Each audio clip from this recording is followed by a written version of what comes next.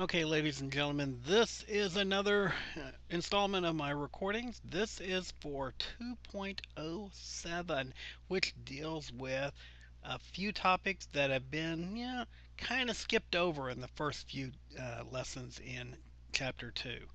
Number one thing that I want to make certain I start with here is we should all be through with Unit 1. There should not be anyone trailing behind and getting that stuff still made up. I hope everyone has all of Unit 1 done and you're up to where we are right now. Now, one of the things that I talked about when I was talking about proving statements true, I said there was a thing called a truth table. And I didn't want to go into it at that time because that lesson was going to run long, and I knew that lesson was going to run long. So I wanted to give you another little lesson here and to kind of show you what I'm talking about. Here's a conditional statement. It says, if an animal is a bear, then it is a carnivore. In symbolic logic, what we do is we replace the first statement with a P. And then we come along to the then and we put this arrow right here. And we replace the second statement with a Q. P and Q. Okay? Now, to write a truth table, and the reason I'm doing this is if I'm looking at the words, I sometimes get English in the way. And so by replacing it with these symbols, with these variables, if you want to call it that, I can just look at the variables, prove it true with the variables, and I don't have to worry about the English getting in the way, because then I can go back and say, well, it's true, therefore, even though I don't know if I like that statement or not. Now, that is what I do a lot of times when I got salesmen calling on me. I'll write it all out in symbolic logic, solve it out, and I can tell if they're telling me the truth or not. Takes a while sometimes, but I do not trust salesmen when I can see them. Okay, so let's see here. Let's start with P. Now, P can either be true or false, right? So I'm going to say it could either be true or it could be false. Now, wait a second. Q could also be true or false, right? So I need to make sure I extend this a little bit, and I'm going to say that Q could be true or it could be false, but it could be true or false if P is true. So I want to make certain I get all these conditions written down. But Q could be true or false if P is false. So can you see how I wrote down four possible combinations? P is either true and Q is true, or P is true and Q is false, or P is false and Q is true, or P is false and Q is false. This is what we're going to see is the basis for a truth table. So what am I going to write next? Well, I want to look at the if statement. Okay? I want to look at the if statement, if P, then Q.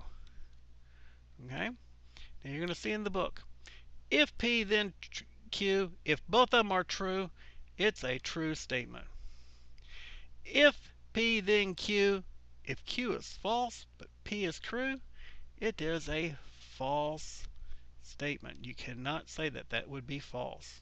That would be like saying, if I'm standing on the earth, then the moon is made of green cheese. Well, that is a false statement. Okay? We know that to be a false statement. So let's go on to the next one. If P is false and Q is true, then it is a true statement. What? If the cow jumped over the moon, then the moon is made of green cheese. It didn't matter what I started with. If it's false, then the statement behind it can be just as true or just as false, and the if statement is considered to be a true statement. Isn't that a kicker? Man, I didn't even think that would be true. But you know what? It is. That is the way you write a truth table. Now, guess what? If I wanted to write the converse, okay, I'm going to say converse. What do I do for the converse? I simply switch their position. So I'm going to say if Q, then P. Okay? So what would that do? Well, if Q, well, that's true and true. Hope you see that I'm getting both those as being true. So this one's going to be a true statement. Okay? If P, well, that's false. And I said that if it starts with a false statement, it doesn't matter what the next one is, it's going to be true. And then how about if Q, well, Q is true. And then that one would be false. Okay? And if false and false, that's going to give me a true statement. So is the truth table here, looking at this, are these identically the same? No. My converse and my conditional statement are not the same right there. That's why we can say the converse is not always true when the conditional statement is true. Now, does it happen sometimes? Yes, it does. But is it true every time? No, it is not true every time. Okay? So, here's a situation, and I want to make certain you're aware of it. I just showed you that a conditional statement and its converse are not always the same truth table. I could go on and show you the contrapositive, but I really want to make certain that you understand a couple of other facts here. Okay? So, conditional, converse. Get to a pointer so I don't have that blocking me. Okay? Conditional and its converse. A teenager is a person who is 13 to 19 years old. If a person is a teenager, then they're 13 to 19 years old. Okay? Everyone buy that? Well, that is a true statement and is also the conditional statement. How about the converse? If a person is 13 to 19 years old, then the person is a teenager. Okay? Whoops, I read them backwards. Okay? But does it matter? They're both true. I just said that the conditional and the converse weren't always true, but in this situation, they're both true. Is that interesting? Why, sure it's interesting. This is what we call a biconditional statement.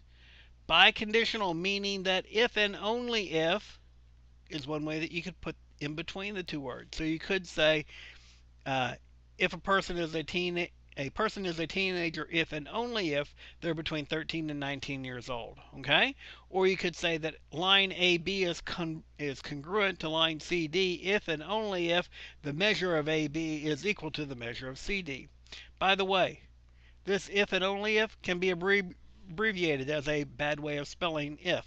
IFF. That is if and only if.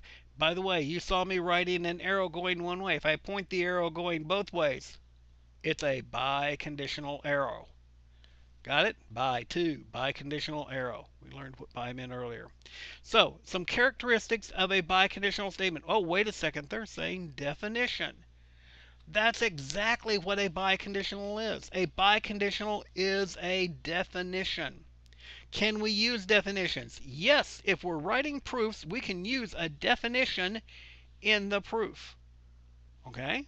So I've got a point A and a point C, and the line goes from A through C and continues on. That's a ray C. We can use that information. Okay? That's called a definition.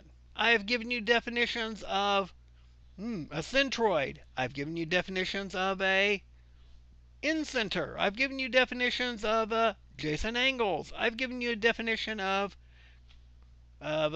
supplementary and complementary. Those are definitions that you may use in proofs. Okay? Got it? A good definition uses terms that are clear that have been previously defined. Okay, I can buy that. Explains or makes obvious why objects being defined as a part of a classification. Okay. And it uses as few words as possible. Okay, so we know definitions are never written by the government because they can't write anything in as few words as possible. And two, we know that definitions aren't written by lawyers because they can't do anything with just a few words either. So definitions are almost always written by other people. Got it? Got it. Few words as possible, very clear, makes it obvious why the object being defined is a part of a certain classification. Okay. Euler diagrams. Here's one. We're going to use this Euler diagram. All trapezoids are equilaterals. So if it is a trapezoid, then it is an equilateral. Trapezoids goes in the center. Then quadrilaterals comes out here in the end. Okay? We will get to quadrilaterals and things like that in the next chapter. But I wanted to throw how I use a Euler diagram to show statements as being true. Okay? How can I prove that is true? It works. Trapezoids do fit inside quadrilaterals. So that is a true statement. Okay. What we've been doing, developing awareness of structure, mathematical systems, connecting definitions, postulates, logical reasoning, and theorems. Determine the validity of a conditional statement, converse, inverse, and contrapositive. So, course name, section number on every communication you give with me, and we'll be in good shape, and I hope you enjoyed this video. And I will talk to you later.